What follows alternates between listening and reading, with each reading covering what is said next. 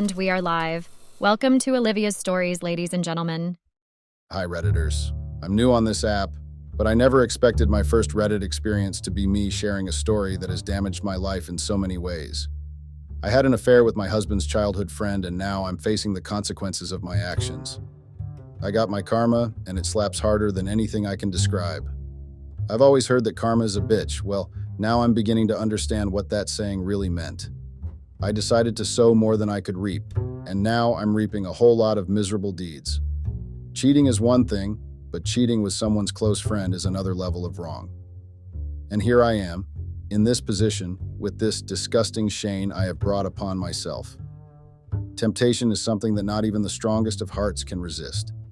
It takes a lot of self-discipline to not give in to something that's literally right in front of you. I couldn't resist the temptation that was right in front of me, and that led me to committing a taboo that I regret with all my heart. My story is just not any normal story. It did not just happen overnight. I didn't just cheat overnight. It's something that was months or even years in the making. Before I go on, let me tell you all a little background story about me and my husband. My name is Christina, and I'm a 29-year-old makeup artist. I've been married to my husband, Andrew, a 31-year-old accountant for over 3 years now.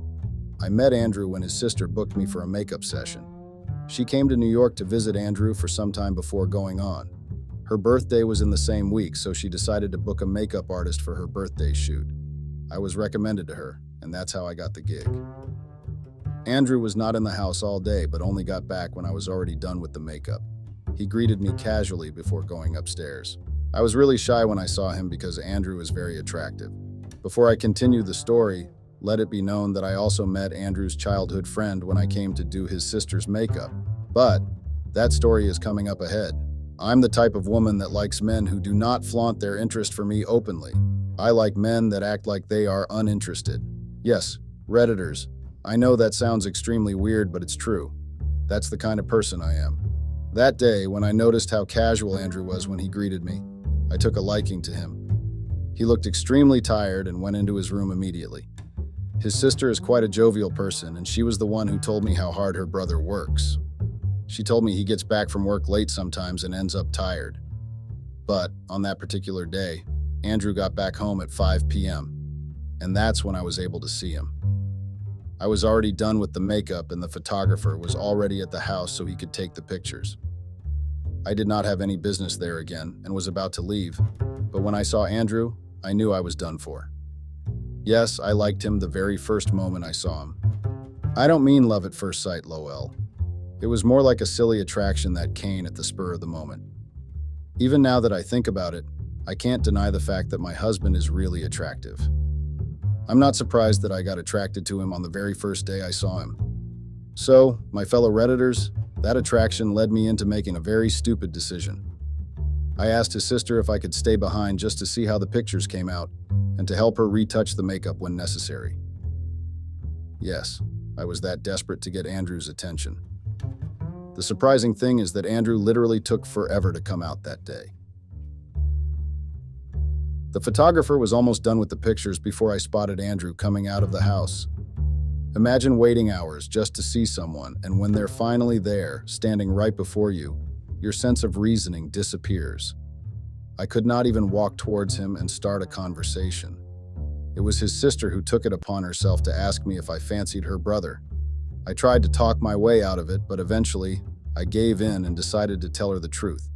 She was excited at the prospect of me liking him, but she was also a little bit sorry for me. When I asked her why she was sorry, she told me that Andrew already had a girlfriend and they were pretty serious. My fellow Redditors, I felt really heartbroken when she told me that. I know it sounds weird to be heartbroken when you have not even dated this person, but it wasn't easy. Have you ever had a crush who was dating someone else? It's a very horrible feeling. My main reason for feeling bad was that I'd wasted hours of work waiting for him so I could start a conversation, only to be told that he had a serious girlfriend. The makeup artist in me already calculated how much money I could have made during the time I spent daydreaming about someone I met barely hours before that time. Since I no longer had a reason to stay, I grabbed my makeup items and proceeded to leave the house. Andrew's sister did something that literally shook me in many ways. She called her brother at the lady minute and asked him to come see me off. Yes, she did that. I was so embarrassed that I tried to give her a hint that I was not interested in doing that. She did not listen to me at all. Andrew looked tired, but he still walked towards us with a smile on his face. He commented on my makeup skills and bid me farewell. Before he went back to the house, his sister made a comment about me having a crush on him. I swear, Redditors, I felt like letting the ground swallow me. At first, Andrew thought his sister was just being playful, but when he noticed my expressions, he realized she was telling the truth. Everything felt too awkward, and I did not want to be in that situation. I quickly left and made my way back home. 3 months later, I got a text from Andrew's sister. Apparently, she was back in New York and needed another makeup tutorial. That's how I ended up meeting Andrew's childhood friend, Collins. When I was busy with Andrew's sister's makeup, Collins randomly came to the house. He was friends with Andrew's sister. Well, I'll call her by her name from now on. Her name is Linda. So Collins came over while I was busy with Linda's makeup. He was friendly and even offered to assist me with the brushes and makeup items I needed while I was doing the makeup. The three of us managed to chat during the course of the makeup, and I was glad that the work environment was conducive and fun. At some point during the makeup, Collins asked for my phone number. He insisted that he just wanted to find more clients for me. I didn't mind and gave my phone number to him. I already forgot about the crush I had on Andrew because I honestly did not feel like he was someone I was ever going to see again. It was only a coincidence that his sister randomly asked me to be her makeup artist again. Well, I was very wrong because I saw Andrew again. He came back from work to get something before going back. My fellow Redditors, I really felt like the universe wanted us to meet again. But unfortunately for me, Andrew was in a rush. He went back to work immediately. Linda asked me if I still had feelings for him, and I brushed it off. I was not ready to go to that party. To be honest, I felt like a high school girl who was having a fling with someone that didn't even know her. The fact that he had a girlfriend was a huge turnoff because I was not ready to be that girl that tried to steal someone else's boyfriend. Well, my fellow Redditors, I did end up being that girl at the end of the day. 2 days after doing Linda's makeup, I got a call from Collins. He asked us to meet up for coffee, and I agreed. Collins was a nice guy, but he was not the man whose attention I wanted to get. But I didn't mind having a harmless coffee with him. After 3 weeks of randomly meeting up for coffee, Collins told me he had feelings for me. Okay, for someone who wanted to get the attention of his childhood best friend, I was not really excited. Andrea was the one I liked. But unfortunately, he was in a relationship. Collins seemed nice and all, but I found it weird to date the best friend of a guy I had feelings for. It was never going to end well, so I lied to Collins and told him I was not ready to be in a serious relationship. Prior to my conversation with Collins, Linda already told me Collins was a flirt, and I shouldn't take him seriously. I did not believe her until Collins told me we could just hook up and have a fling. I was not up for it, so I told him so. I don't want this to get too long, so I'll try to just point out the main details. Linda found a job in New York and started living with Andrew temporarily till she was able to get her own place. Linda and I became friends, so she invited me to Collins' house often. Sometimes I'd practice new makeup trends on her face and we'd experiment it together. Linda and I became quite close, and it was a friendship I didn't see coming. I know you all are where Collins was during all this time. Collins was still in a relationship, and his girlfriend, Sandra, even came to the house many times. Yes, I know what you all are thinking. It did hurt me to see the guy I liked with his girlfriend, but there was nothing I could do. Months flew by, and Kinda told me Collins and Sandra took a break in their relationship. I don't really know the details of what happened, but I heard that Sandra had been transferred to work in another state. Collins was not ready for a long-distance relationship, so they decided to take a break and see how things went. Long story short, I decided to use that opportunity to get Andrew's attention. I know that sounds desperate and awkward, but I liked him a lot and wanted to date him. We started chatting once in a while anytime I visited Linda, and that's how our friendship started. But it was just a friendship. There was nothing more to it. But one day, Linda invited me to the house to help her pack because she already found an apartment to move into. I knew that would be my last excuse to see Andrew, so I decided to speak to him. I stayed overnight in their house because we packed till it was very late. Linda asked me to stay over so I could follow her to her new apartment. That night, I met Andrew in the living room and we started chatting randomly. He was quite sad that his sister was going to move out since he's gotten used to being around. The three of us drank a lot that night and watched movies. Linda decided to go to sleep early since she still had to move out. My fellow Redditors, that's how I was left in the living room with Andrew. I don't know if it was the alcohol we took or the romantic movies we watched, but we ended up sleeping together that night. When I woke up the next morning, I was afraid he'd regret everything and possibly tell me it was a mistake, but that wasn't the case. Oh my God, this got longer than I expected, Redditors. The main story is not even here yet. I just wanted you all to understand the dynamic that started between Collins, Andre, and I. Talking about Collins, if you're wondering where he was during all these, I'll tell you. A few months before Linda moved out, Collins lost his father and went back to his hometown. He told us it was really tough on his family since his mother was also dead. He had 4 siblings to take care of, so he decided to stay in his hometown for a while to monitor them and be the father figure. Andrew and I started dating weeks after our intimate moment in his house. A part of me was really scared he'd get back with his girlfriend, but I decided to finally ask him if they were ever going to get back together. He told me he was not getting back with Sandra because he was not ready for a long-distance relationship. Linda was really happy I was dating Andrew because she believed I genuinely liked him a lot. The relationship between Andrew and Collins was still quite strong despite the distance. Andrew and Collins called each other almost every week, and Collins even tried his best to send Andrew money to support him sometimes. Collins and I lost contact during that period, and it was mostly my fault. I blocked him even before he went to his father's burial because I did not want to complicate things.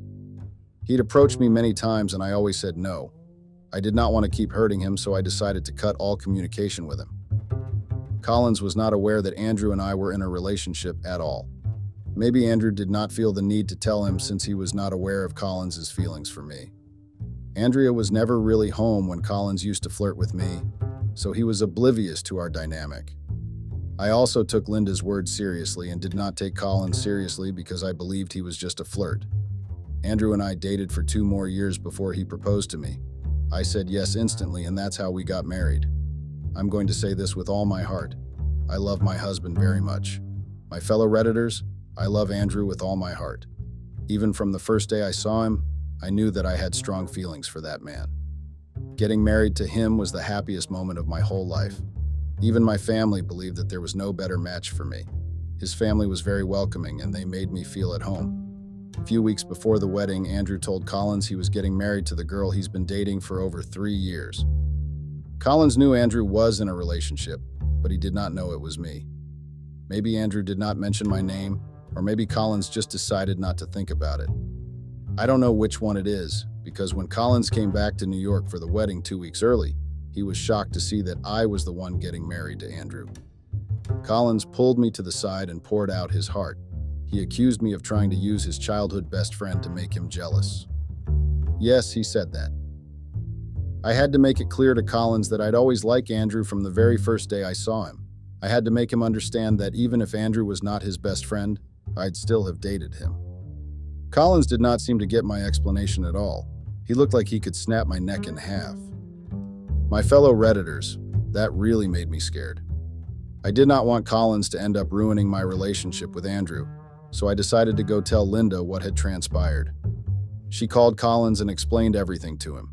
She even explained how I'd told her I had a crush on Andrew since the very first day I saw him. Collins finally decided to let it go and told us he was just overacting. I didn't want to count in his words, so I told Andrew everything. Andrew seemed upset at first because of Collins' behavior, but they had a bro talk about it and everything was cleared. Collins assured Andrew that he was just joking and wanted to make me sweat just for fun. We laughed it off and moved on. We had a stress-free marriage 2 weeks later. When I moved into Andrew's house after the wedding, our life as a married couple began. It was really a nice experience, and it felt good to call someone your husband confidently. It felt good to own the right to somebody as much as they owned rights to you.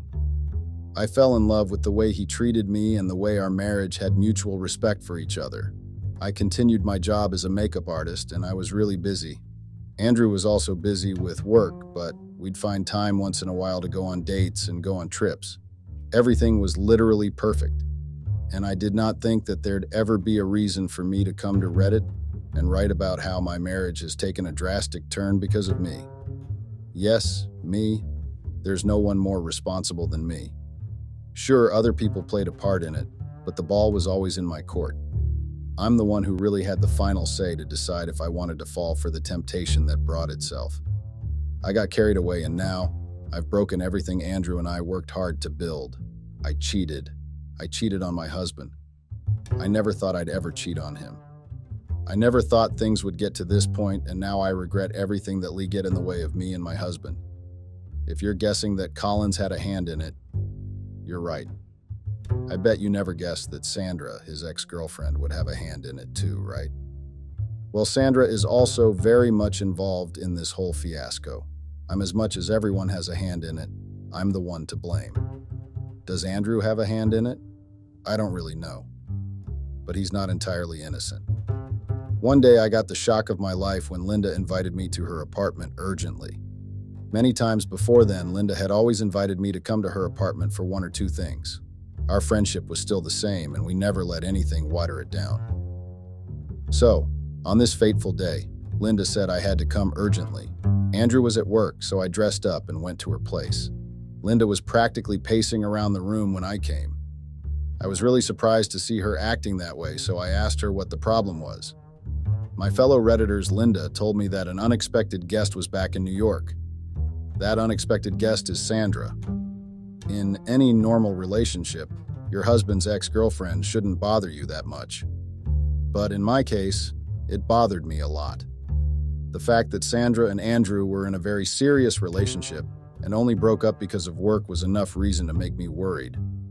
They didn't break up because they fell out of love or anything like that. They broke up because they couldn't manage to have a long-distance relationship. I was very scared. I was terrified of the prospect of Sandra trying to get back together with him. There was every possibility that she would try to make things work, and I knew it. I knew that if she wanted him, the fact that he was married was not going to stop her. Linda tried to calm me down, but I was too far gone in my head to think straight. I honestly thought that my marriage was over, but Linda made me understand that I was overacting. She told me not to think too much about it, and that the only reason she felt like letting me know was so I would not overreact when I found out later. We all know some things are easier said than done, and in my situation, it was the same thing. I had a lot that was at stake, so I decided to go back and get myself together. That day, I really found it hard to sleep. I really wanted to know if Andrew was aware that Sandra was back in New York. My fellow Redditors, you had to see how uneasy I was that night. It was so bad that even Andrew noticed that I was not my usual self. He asked me if everything was fine, and I told him I just had something on my mind, and it was not a big deal. Andrew did not buy my excuse. He was so tired from a hectic workday, but he insisted I told him what was bothering me before I went to bed. When I finally told him Sandra was back in New York, he was not surprised. Yes, Redditors, Andrew seemed to have been aware of Sandra's arrival. If I was worried before, the knowledge of that just made me more worried. I asked him how he knew, and he told me she reached out to him recently and asked them to meet for coffee. Listen to me, guys. I don't know if I might come across as paranoid or a drama queen, but I did not like what he said at all. Any woman would be angry if she found out her husband's ex-girlfriend asked him to meet her for coffee. But in my situation, I was paranoid. I knew their history, and I was aware of the fact that they never really had real relationship problems. I'm not one to bottle things in, so I told my husband right there, and then that I didn't want him to go meet Sandra. He asked why, and I told him everything I had in my mind. We never really kept secrets from each other before, so I felt comfortable telling him I was not happy about Sandra's arrival. Like all men in that situation act, he sweet-talked me into believing that there was nothing going on between him and Sandra. He told me she was still his friend, and all he wanted to do was marry her and catch up. There was nothing I could say again because I didn't want to come across as the overprotective wife. He had a point. He knew her even before he met me, and there were still friends. I made him promise me that he'd be back in less than an hour, and he did. I'll be lying if I said I was not still worried. Well, they had coffee 1 week later and we moved on with our lives. But I still had a feeling that Sandra was trying to reach out to Andrew. I knew this because of the sudden calls Andrew was getting frequently. He'd silence his phone or cut the call, but I knew there had to be something fishy going on. I managed to lie with that suspicious feeling for 3 more months before something unexpected happened. Collins came back to New York with his siblings. He'd earned enough money in his hometown for all those years, so he decided to come back to New York with 2 of his siblings. The rest were either in college or working. I did not expect Collins to return at all. It honestly came as a shock to me. At that point, I kind of felt like all the problems in my past were returning. Of course, I never had a relationship with Collins. We were just friends, and he asked me out, but I refused. We'd moved past that, and he even attended my wedding. There was nothing to worry about, but I didn't like everything that was happening at all. I already hated the fact that Sandra was trying to reach out to my husband. I was certain of this because I saw her missed calls on his phone. From the things I saw, it seemed like Andrew had been ignoring all her advances, but she was still trying. I knew that it was only a matter of time before he gave in or she got crazier. I spoke to Linda about my concerns and she assured me that Andrew was never going to cheat on me. I believed her, and so I tried to calm down. Collins became a thorn in my flesh all of a sudden. He was my husband's best friend. Childhood friend for that matter, so it made sense that he started visiting our house frequently. First, he brought his siblings along and tried to tell us how he was being a wonderful father figure. Andrew and Collins had a very strong friendship, so Andrew did not seem to mind Collins' regular visits. I'm sure you all have read about those ladies that are accused of coming in between their husband's relationship with his friends and relatives. I didn't want to be that wife, and I didn't want to be accused of doing something like that. That's why I tried my honest best not to let Andrew know that I was uncomfortable with Collins' visits. I did not want to suddenly tell my husband that I didn't want his best friend at our house anymore. Collins took my silence for approval. He started coming more frequently and eating around the house. Yes, he practically took anything he wanted from the refrigerator without asking me. Sure, he didn't need to. I'm just his friend's wife. I'm sure he did all those things just to get on my nerves and make me do something that will cause a rift between my husband and I. All I wanted to do was handle everything in an amicable manner. I tried to be mature and reasonable in everything I did. One day, I decided to have a conversation with my husband. I told him everything Collins was up to, and I told him I didn't like his behavior at all. My husband gave me permission to speak to him and sort things out. He told me he didn't want to be involved in our disagreements. To be honest, I was really upset that my husband said that to me. He also said he didn't want to pick a side. Who the fuck was talking about picking sides? My fellow Redditors, all I wanted him to do was tell his friend to limit the way he came to the house and acted all high and mighty. But it seemed like I was asking him to do too much, so I took matters into my own hands. I had an argument with Andrew over the issue, but I decided to let it go because I knew that was Colin's plan all along. It was just a pity that my husband wasn't ready to see that his childhood best friend was trying his very best to ruin his marriage. One day I decided to speak to Collins. I told him I disliked the way he came to the house frequently and messed with the things in the kitchen without my permission. Collins actually got very angry and left the house. That was not my intention, so I told my husband what happened and asked him to call Collins on my behalf. Collins' phone number was STI blocked on my phone, and I did not plan on unblocking him. After Andrew got off the phone with Collins, he got angry and told me not to make Collins feel unwelcome in our home anymore. Apparently, Collins made up stories about me to Andrew. I tried explaining myself, but Andrew just told me not to bring up the subject. My fellow Redditors, I was very angry. It felt like my husband was only ready to take Collins' side, so I decided to stop caring about Collins' presence. I let him go whatever he wanted. After all, the real owner of the house did not mind. I did not speak to Linda about what was going on because I was already tired of disturbing her after every little misunderstanding between my husband and I. I wanted to handle things independently without disturbing her. At that point, I'd already forgotten all about Sandra and her presence in New York. I didn't even think about her or the fact that she was still trying to contact Andrew. But one day, I just couldn't understand what transpired. That was the same day I cheated on my husband with Collins. I still regret every single thing that transpired that day, but all I can do now is wallow in self-pity. It was a rainy day. It had rained from the previous night nonstop. Andrew only managed to get to work safely when the rain stopped for some time. After he left for work, Collins showed up suddenly. Apparently, he forgot his work file at our place. Yes, that's how frequent he showed up. He was almost like a tenant at our place. After getting the work file, he asked if he could stay for brunch. Of course, I knew that was just his way of trapping me. If I refused, he'd make up stories to tell Andrew. I served him brunch, and while he was eating, it started raining again. It was another heavy rain, and it didn't look like it planned to stop. Collins could not go because it was not good weather to drive in. I was really worried about the possibility of Collins not making it home early that day because the rain was really heavy. I didn't want him to stay out late. I was worried for his safety, and I was also worried that Sandra might try something suspicious. A part of me felt like I was exaggerating, but I had to be certain. So, my fellow Redditors, I called my husband when it was almost 5 p.m. and he told me it was impossible to drive in the weather. He said he'd come home late. I got really worried because even Collins couldn't leave. I decided to calm my nerves and just go to my room. I took a hot bath before changing into my pajamas. I was hungry, and I also knew that Collins was hungry too. I did not cook anything in the afternoon and just munched on snacks. I did not expect him to stay for that long. After making dinner and offering it to him, I stayed in the living room to watch a movie. I wanted to be around when my husband came back, and I didn't want to fall asleep before he came. I was also not comfortable with living with Collins in the house with my husband while I was in my room. I did not trust him not to go looking into our things. Collins also stayed in the living room and watched the movie with me.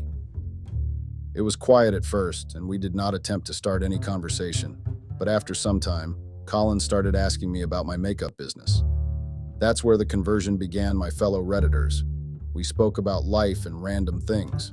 After some minutes into the second movie, Collins came to sit beside me on the couch. Our shoulders were practically touching. I was not uncomfortable in that position, so I moved away and sat on another couch. He laughed at my reaction and sat next to me again. Collins gave me no space to think. He told me I looked beautiful and that he still misses me. He started whispering non-coherent words, and I honestly felt like he was drunk. But then again, I did not see him drinking. I pushed him away and warned him to stop, or else I'd call my husband and tell him everything. I did not expect Collins to laugh in my face when I mentioned calling my husband. He called me a fool and told me I was dumb to think that Collins had been faithful to me. I called his rants bullshit and tried moving upstairs. I knew his words were getting to me and I didn't want him to brainwash me. But, fellow Redditors, I ended up being brainwashed. Collins asked me if I was aware that Sandra was back in New York. That caught my attention, and in a bid to show him Andrew and I didn't hide anything from each other, I told him I was aware. He took out his phone and showed me pictures of Sandra standing in front of Andrew's workplace. According to Collins, Sandra had been trying to reach out to Andrew. He told me she still wanted him back, and she'd showed up to his workplace many times. I might not have wanted to believe Collins, but pictures didn't lie, and the evidence was right in front of me. Collins also told me that Sandra was at Andrew's workplace that moment, and they were probably together getting intimate. I was shocked, but I refused to believe it, and brought out my phone to call Andrew. Andrew did not pick up after 2 more calls. Collins laughed again and told me he was telling me the truth. He even showed me a picture of Andrew and Sandra meeting up for lunch. I got brainwashed, and I was stupid enough to believe everything he said. I started crying uncontrollably because I thought Andrew was cheating on me. Collins decided to comfort me by hugging me. That's how he started touching me, and I foolishly got carried away. I thought I was cheating back and paying Andrew back for lying to me. I ended up sleeping with Collins, and we fell asleep on the couch. I woke up that same night to a bucket of cold water being poured on me. My fellow Redditors, my husband stood there and watched me with disgust in his eyes. The rain had stopped, and he came home only to see me naked on the couch with his best friend. At first I felt guilty, and then I accused him of cheating first. I told him everything Collins told me. My fellow Redditors, my husband slapped me so hard that I fell on the floor. He almost killed Collins right there in the living room. Apparently, Collins lied to me. All the pictures he showed me of Sandra standing in front of Andrew's office were true, but Andrew never met up with her intentionally. The picture of both of them having lunch was taken before I met him. I was so paranoid and brainwashed that I was not ready to see the real truth. After giving Colin several sounds, Andrew threw him out of the house. The words Andrew said that night still hurt me till this day. He was angry, disappointed, and enraged. He sent me out of the house in the middle of the night with only my pajamas. I had nowhere to go. I went to Linda's place that same night, even though she was terrified to see me in my horrible state. After telling her everything, Linda was furious. She told me she was disappointed in me for not listening to her warnings. She couldn't even look at me.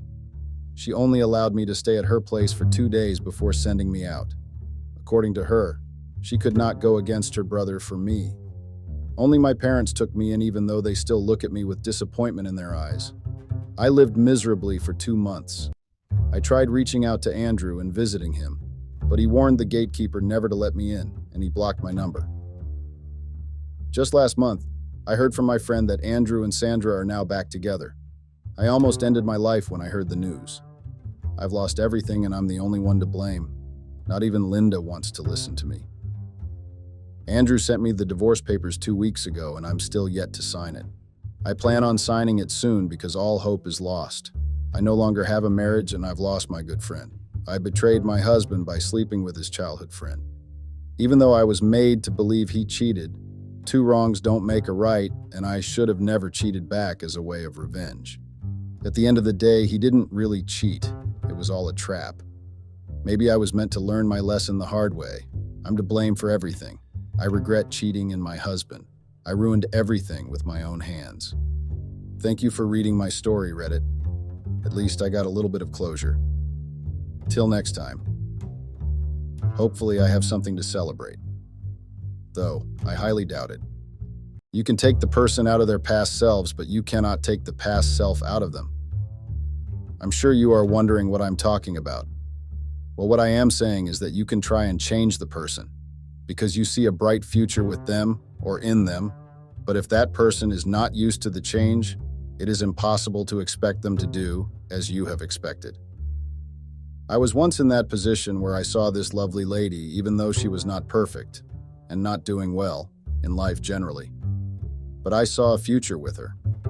I saw my potential missing rib, you know. I was even willing to take the risk and build a long-lasting relationship, but I guess I had counted chickens before they hatched. Do you think it's possible to change someone with a bad, or must I say a shaming past? If there is anyone who once came off with a similar problem, how did you deal with it?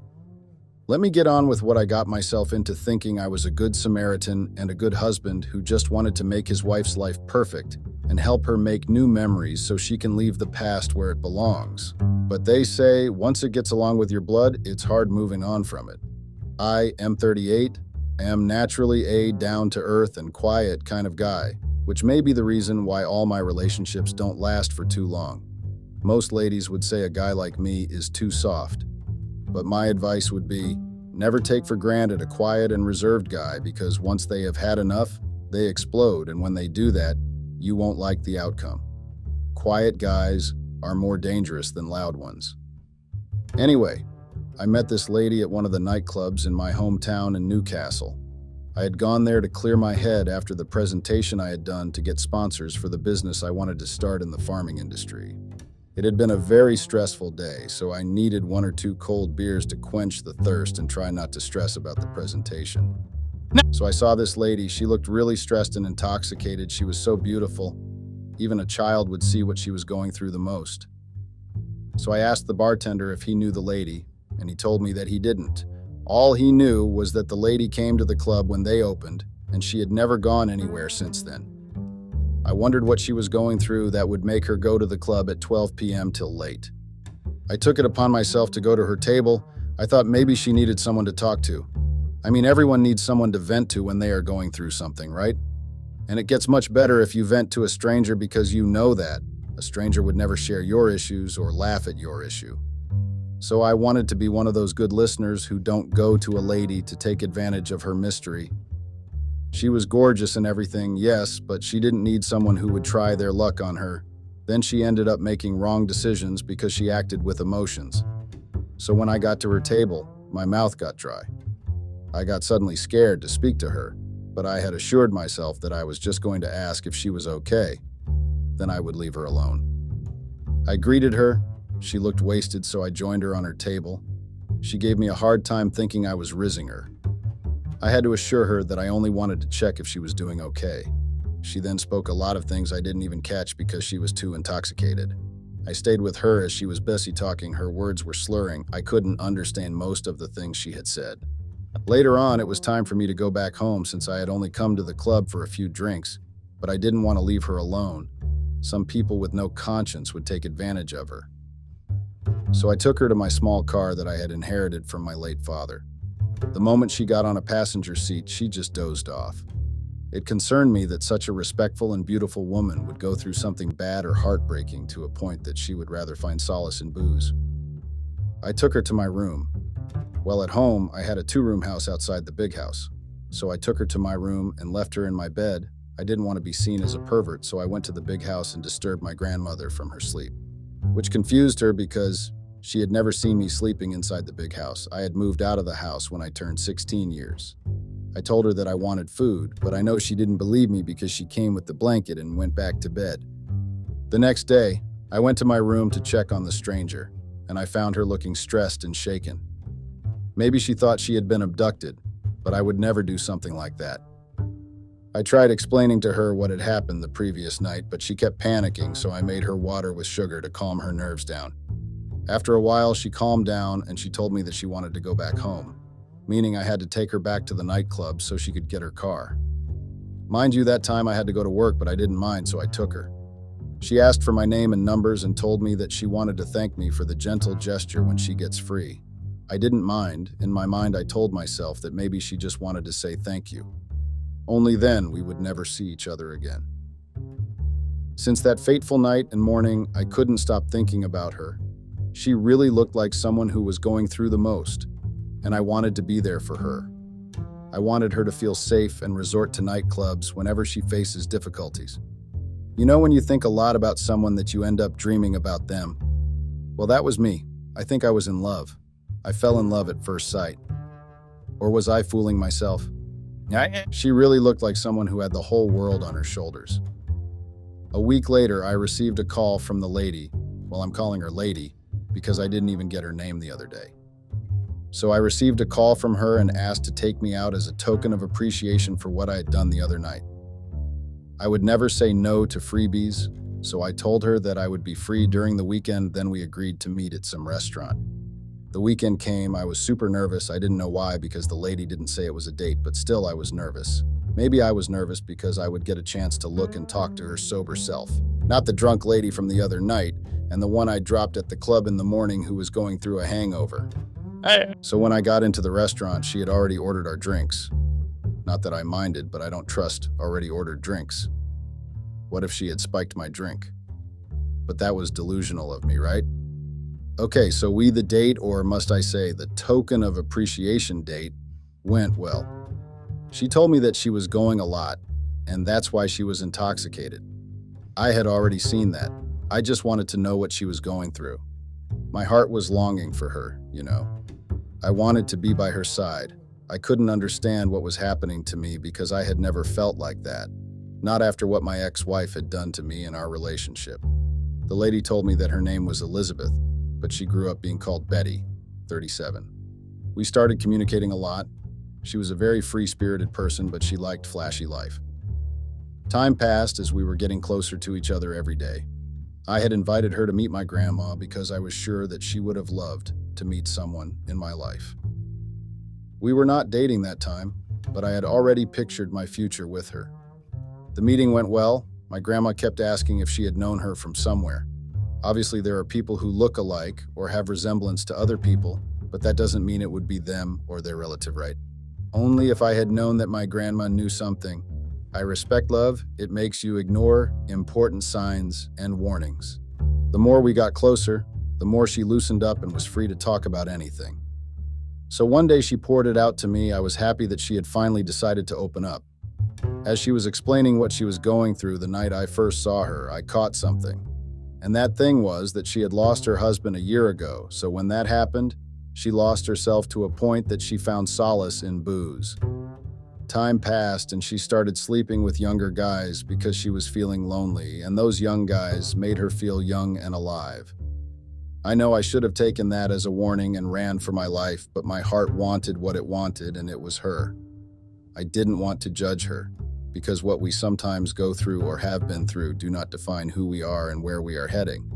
I wanted to give her a chance to experience and feel true love. Do you think I was fooling myself? She also told me that she loved rough sex. That one took me off guard because I didn't know if I would meet her expectations when it came to being intimate, but I was willing to try anything she wanted so that she would be satisfied and not go back to those young boys she once found comfort from. A couple of months passed and we officialized our relationship. Betty was a good, smart, and business-minded woman, so having her in my life was a great blessing. She gave me so many business ideas. I was glad to have her in my corner. I had got the farm deal and everything was looking bright for me. Our love was a bliss. I don't know if it was great because we were on a honeymoon phase, but we were happy. We then decided to get married after we had dated for 6 months. I was the happiest man on earth. My heart was full. During those 6 months, I had rebuilt my grandma's house. Then after our wedding, we joined our accounts to buy a house. Not thinking about the future outcome. It was really foolish of me, right? Our lives were great. 2 months before our marriage, we found out that she was pregnant. I was over the moon, man. I couldn't wait to be a father.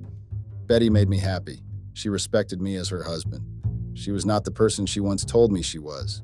I knew that she would have made a great mother to our child. I had everything planned out. It was like I had written down my future plans with her, but it was just wishes and dreams. But I guess dreams are meant to stay in dreamland and not make it to the real world. She made me believe that she was the one, my life, the person I would spend my whole life with and share a successful journey with, not knowing that I had counted so many chickens before they hatched. Fear female species. A couple of months later, she gave birth to a very adorable baby boy. The baby looked so much like me you would swear I had denied him. Lol. He was a spitting image of myself, and I fell so much in love. I mean, if you get a boy as a child, you should be happy because that boy will be the one taking charge and responsibilities of your empire. They are the ones who are responsible for growing your legacy. What I noticed about Betty after she had given birth was that she didn't look happy about the baby. I don't know, maybe I was delusional, but I couldn't shake off the feeling that she didn't want or loved our child. She was off, and that made me worried because I once asked her how she felt about being a mother. The only answer I got was her shrugging her shoulders, meaning she didn't know or didn't want to answer. Our 1-year anniversary came. I had planned to cook for her and allow her to rest since she had been taking care of our child and the house, but she did all those house chores before she decided to have an urgent journey that she needed to take. I didn't understand the sudden travels, especially when the sun was about to dawn. I didn't want to ask anything. I mean, since she was a doctor, her job was sometimes, well, not sometimes, but always in demand. Her behavior went on until one day, when I came back from work, she had left the child alone. I didn't understand why she would do that. I mean, she could have called. I started having doubts about her. When I confronted her about the issue, she told me that she thought she was going to come back earlier. Life, what the hell? If she thought she was going to get back early, she would have taken the child with her. What pissed me off more was the fact that she didn't even bother to call me and tell me that she was going somewhere, and there was no one who was going to look after our child. The accident she did really made me doubt her. I knew and saw that she was acting awkward and off around our child, as much as she had given birth to him. But she didn't have that excitement of being a new mother. She didn't give herself that chance to get to know her child. She was taking care of him, yes, but she didn't have that affection and attention to give our child. All she cared about was her urgent meetings that suddenly pop up, either before the sun dawns or in the evening during the time that would be supposed to have been a family time. Things got out of hand, and I had started getting tired of her. One day I came back from work early. The child was with the nanny. After that incident, I decided to look for a nanny because it showed that my child didn't have a mother but a person who just gave birth to her. I confronted her about her behavior and she just busted out, which was really alarming because why would you burst out about something you were not guilty of? Did I really trap myself? Her meetings went on till she didn't even bother, notifying where she was going. Sometimes I would find her already gone. I didn't care anymore, but it was heartbreaking to see my wife acting like that. If I was a Christian, I would have said she was possessed by demons, but I know she wasn't, and everything she was doing, she did it sober-minded. I had to step up and be the mother and a father to our child. Sometimes I would ask my grandmother to babysit my child because his mother had decided to act like a teenager that was going through an adolescent stage. I once went to her workplace to check on her as the good husband that I was. I had thought she was going to change, I had that hope that she would wake up and smell the coffee and realize that she had a family that needed her. When I once got into her workplace, I was told that she had taken leave from work. Her reason to take a leave of absence from work was she was going on a vacation with her family, so she needed some time off. I was so shocked about that reveal because I knew nothing about it. So I then decided that I had to make a plan because surely she was cheating. We didn't even reach our 2 years of marriage. We were still 1 year and few months, but already she was living another life outside our marriage. I wondered where she had gone because the reason for her leave off work didn't make any sense, since to me she kept saying she was going to work, or let me just say she kept disappearing, and I had thought she was going to work. I hoped and prayed that she didn't think she would make me a fool for the longest time. I may have been a fool to her, or she may have seen me as a fool. But little did she know that you cannot fool a fool, and it doesn't know you are fooling them. So I then took it upon myself to tail her wherever she went. It was creepy and weird, I know. But I had to do something, so I would find out what had been up to that had made her lie at work. It was really hard for my son because children feel or sense when there is tension in the house or when they no longer feel loved. As much I had tried to be there for him, but I couldn't be 100% present because I also had work and the farm that I had recently bought. I tailed Betty every day whenever she went out, and one thing I had noticed was that her stop was only one, and it was in some apartments in Washington. I was now acting like a psychopath because I kept on following her whenever I had knocked off early from work. Unfortunately, after a week of following her, she noticed that I was following her and got pretty angry. She threw shades at me, telling me that I didn't trust her, and she wanted out of our marriage because she couldn't be with someone who doesn't trust her. I didn't even get a chance to say anything, but guilt was eating her up because she had been caught. And I was not willing to let everything go without finding out who she was visiting at those apartments that had made her lie to work and stop doing her wifely duties. My work had not yet started. There was a lot of digging I had to do. I couldn't allow her to make me a fool, not after what my ex-fiancé had done to me.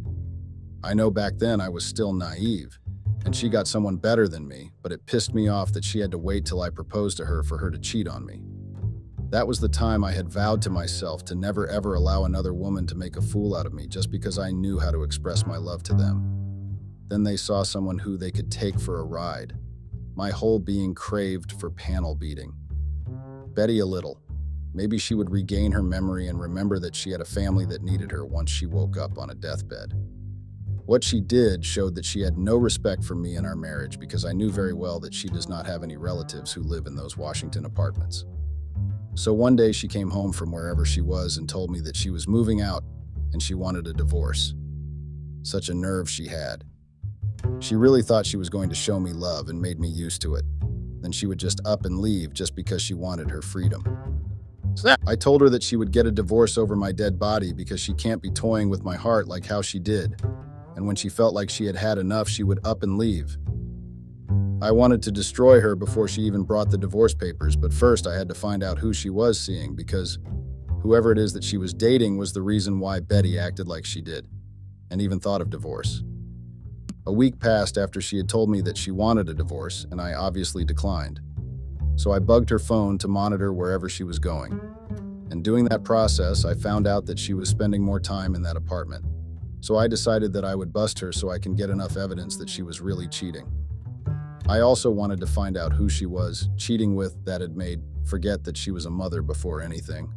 I monitored her cell phone until I saw that every day at 5 in the afternoon she goes to that apartment. So that day I had followed where my phone was telling me the location of Betty's cell phone. When I got there, she had just come back from work, so I continued checking my phone, and I found myself in apartment number 9. I knocked, and the door was opened by a young man. If I would estimate his age would be between 19 and 23. My mind was telling me that maybe my tracking app had taken me to an incorrect apartment number. My conscience kept telling me that she was there, though I couldn't bring it to myself that she would actually be dating or cheating on me with a child. What caught my attention was when my wife came to the door and called the young man my love. I couldn't believe it, you know. My mouth got dry, my heart was beating so fast, I even tried comforting myself by saying maybe it was a misunderstanding, or maybe the child was hers. She had kept him a secret, or she was dating the father of the young man. As if that was not enough, the young man called her by a pet name. Right there, and then it was confirmed that indeed the young man was dating Betty. I have never felt so disgusted and humiliated like that in my life. I knew she was unfaithful to our marriage, but I had thought that if she was unfaithful, she would actually go for a child who looked more than 10 years younger than her. I felt disrespected and hurt because I kept asking myself, what must have I done wrong for her to practice infidelity with a small boy? I couldn't stop thinking about it, and it made my knees weak whenever I would think of it. As if that was not enough, the nerve Betty had when she saw me standing on the doorstep of a boy's apartment. Well, I was not sure if it was the boy's apartment or it was hers, and I didn't care much about it. What I cared about was the fact that she asked me what I was doing at the apartment. She even called the cops on me, saying I was trespassing, and I got dumped on the spot, saying I should expect her lawyer, who would be delivering divorce papers on her behalf. How wicked can she be, huh? A week after I had witnessed my wife's infidelity, I was emotionally overstressed to a point that I had even forgotten and neglected my son. I know it was selfish of me to weep over a grown woman, but it did hurt because I had invested my love, my heart, and my life to the relationship, only to be cheated on with a child.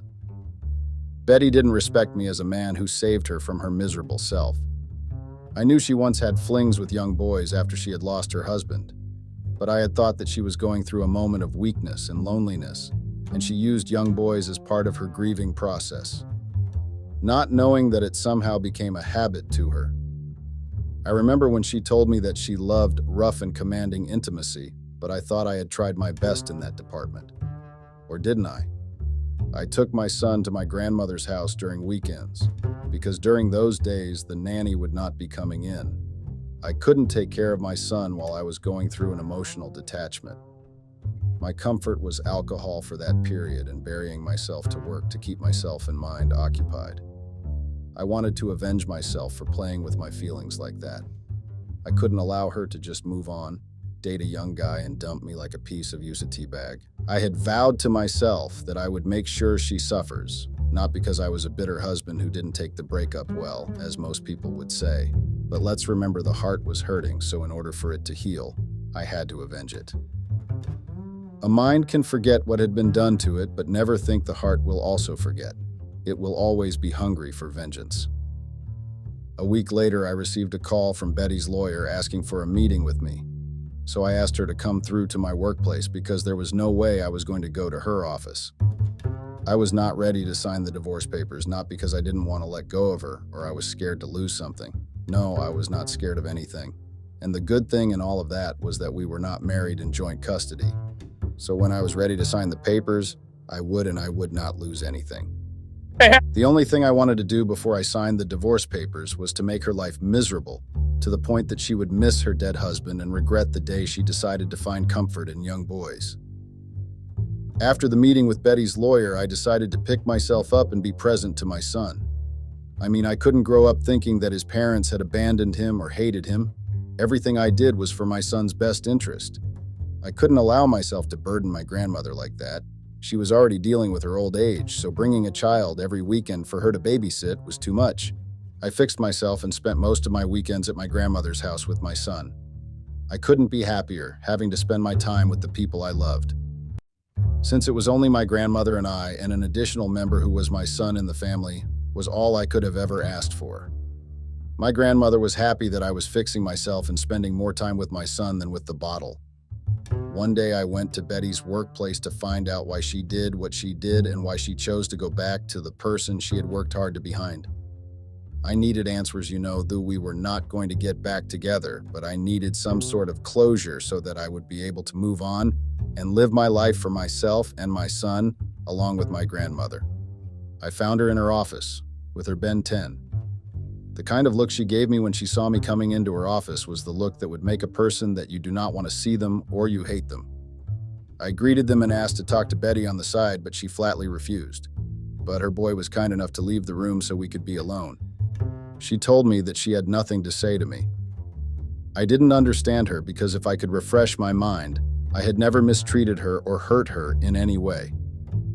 The only wrong I did was loving her and giving her my all, so that was the thank you I got after everything we had been through. Her behavior started changing after she gave birth. When I asked her why she did what she did and why had gone back to the old Elizabeth, the one she had told herself that she didn't want to go back to because she was not her real self when she did that, which I gladly helped her with. We found therapists and taught her to open up whenever she was going through something. So she told me that dating the young boy didn't mean she had gone back to her old self. What she did it for her own happiness. And I and my son were not giving her any happiness. She told me in the face that I was boring her, in bed and as a person in general. She kept spewing a lot of bullshit to a point that I slapped her while she was still spewing how much she played me in my heart. There was one thing that made me lose control, and I found myself choking her when she mentioned that she didn't want our child and called him names. I got super furious. I never want to hear anyone talk or speak nonsense about my son. I would never think twice to attack that person, even if it is the Queen of England herself. A year later, my son was going to be turning 1 year old, which made me happy because he had grown so much, and he never gave me any problems. The space of not having a mother in his life didn't change anything, but it made us bond. Plus, he looked a lot like me. He was my little replica, which made a cherry on top. I had taken a break from dating or seeing women species because I didn't want to involve myself with any female. My only priority was my son. So I had planned to take him and my grandmother out to celebrate my son's first birthday. I decided to take my grandmother and my son on a weekend away to New York. I had never taken my grandmother out of Newcastle, so it was time to show her the world. She was skeptical at first, but she eventually agreed. My son enjoyed his birthday, and my grandmother couldn't stop talking about the trip when we got back to Newcastle. My heart was at ease, and I wanted nothing more than to see my son and my grandmother happy. So the day we got back from New York, which was on a Sunday, when we got back, we found Betty at my grandmother's house. My blood boiled, because I didn't know what she was doing at my grandmother's house. The lady had to leave her for days. I wanted to murder or paralyze her on the spot because she was making me angry. She said that she came to wish our son a happy birthday, which really surprised me because I had thought she didn't care and didn't want our son. I wondered why she came back after a year of abandoning our son, but I couldn't ask her that. My grandmother, with her welcoming heart, welcomed her in. That day, she had spent the night at my grandmother's house. I hated even her scent. It made me angry and want to puke. That time, I had sold our marital home, so I had moved to Grandma's house. I couldn't be in the same room as her for a long time, so I excused myself and went to my room because there was no way I would have survived another minute with Delilah in my presence. One of us had to go, so I decided to be a gentleman enough to leave them and took my son with me. A few hours later, she came to my room saying she wanted to talk and told me how much she regretted leaving her home. Do you think she was sincere? I didn't believe her apology, but for the sake of my peace and my son's peace, I forgave her and told her that I didn't want her back since our time had ended. She then told me that her young boy had dumped her and left her in so many debts that she had to pay. She had also got suspended from work because she would sometimes go to work intoxicated or hungover. I didn't know what she had expected that I would say or do after she had told me all those things. So I resorted to just telling her that the only thing I would help her with was to give her her share of the house, since we had both contributed to purchasing it, so it was the only fair decision I took. Since she had nothing, she thought of coming back to her doormat because even the time I had found her, she was going through the same thing. The only difference was that she had money and she was using young men for comfort, but this time she had fallen for a young boy. And the young boy showed her that he was in it for love, but for benefits. So he benefited, and when he had got enough, he dumped her and left her dry. Well, that is what you get for dating people younger than you, so I didn't feel sorry for her. And I was also not happy about her downgrade. I spoke to my grandmother and told her that I was thinking of applying for joint custody for our child, so that I would get a chance to see if Betty was really willing to mend her relationship with our son and cover the time she had lost when she was all over Ben 10. A few weeks later, she came to my grandmother's house when she was dropping off our son. She started apologizing again and asked us to fix our relationship, telling me that our son deserved to grow up in a home with both his parents. The only polite answer I managed to give her was that the joint custody of our son was the only thing that had joined us. I wanted nothing to do with her. I was doing just fine. Was I wrong to deal with the issue the way I did? Please give me some advice.